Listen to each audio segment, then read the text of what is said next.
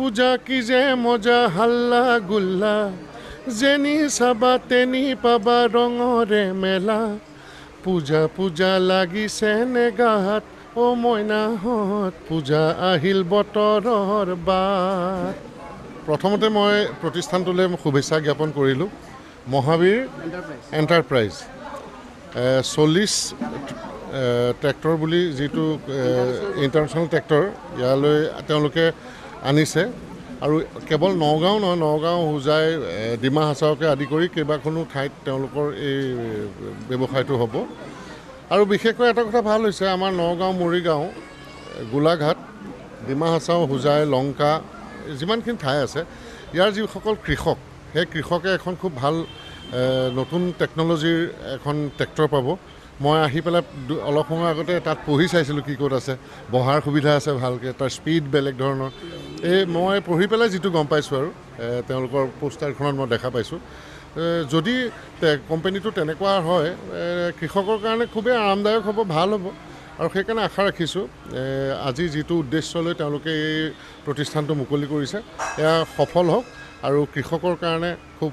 শুভ হওক শাৰদীয় বতৰত এইবাৰ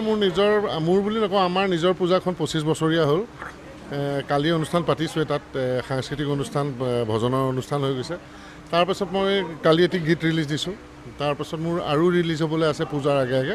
ৰিলিজ হ'ব আৰু পূজাক লৈয়ে ব্যস্ত হৈ আছোঁ এইবাৰ মানে আমাৰ পূজাখনক লৈ মই বহু সময় দি আছোঁ তাতে ব্যস্ত হৈ আছোঁ পূজা মই আগতে গোৱা গীত এটা গাওঁ অকণমান গাওঁ কৈছে যদিও পূজা পূজা পূজা লাগিছে নে গাত অ মইনাহঁত পূজা আহিল বতৰৰ বাট ধন্যবাদ বহুতে চাৰ্কাছ বুলি কোৱা অৰ্থ কিবা এটা থাকিব পাৰে মই কিন্তু কোৱা নাই আৰু মই বিতৰ্কিত মন্তব্য আৰু এইবিলাকৰ পৰা সদায় বিৰত থাকোঁ মই এতিয়া মোৰ 37 ইয়াৰ্ছ হ'ল ঈশ্বৰৰ কৃপাত মই এনেকুৱা ধৰণৰ কথাৰ লগত জড়িত নহওঁ এইবিলাক তেওঁলোকৰ কথা তেওঁলোকে ভাল দেখিছে কৰিছে ৰাইজে ভাল পালে চাব বেয়া পালে ৰাইজে উত্তৰ দিব মোৰ ফালৰ পৰা একো ন' কমেণ্ট নাই আজি এইটো সুখৰ খবৰ আমাৰ কাৰণে যে নগাঁও এটা মাজমজিয়া অসমৰ মাজমজিয়াত থকা এটা চহৰ আৰু এই চহৰৰ পৰা বিভিন্ন ঠাইলৈ সুবিধা হয় কমিউনিকেশ্যনৰ কাৰণে আৰু এনেকুৱা ঠাইত ট্ৰেক্টৰৰ এটা ডিলাৰ আজি যিহেতু মাল্টি স্পীডৰ ট্ৰেক্টৰৰ ডিলাৰ এটা স্থাপিত হৈছে এই আমাৰ কাৰণে সকলোৰে কাৰণে আনন্দৰ বিষয় আৰু মই ভাবোঁ যে ট্ৰেক্টৰ আৰু সেউজীয়া একেটা মুদ্ৰাৰ ইপিঠি সিপিঠি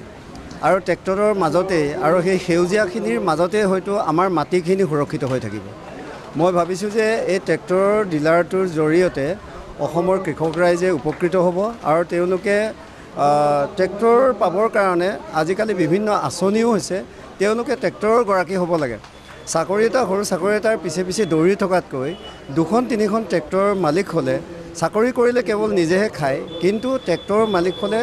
ঢেৰ ফেমিলিক খুৱাই থাকিব পাৰে গতিকে মই সেইকাৰণে এই প্ৰতিষ্ঠানটোৰ আৰু প্ৰতিষ্ঠানৰ স্বত্বাধিকাৰী শ্ৰীমান ভাইটিক মই আন্তৰিক অভিনন্দন জ্ঞাপন কৰিছোঁ এনেকুৱা নতুন চিন্তাই নতুন উন্মেষ ঘটাইছে আৰু আমাৰ ৰাইজৰ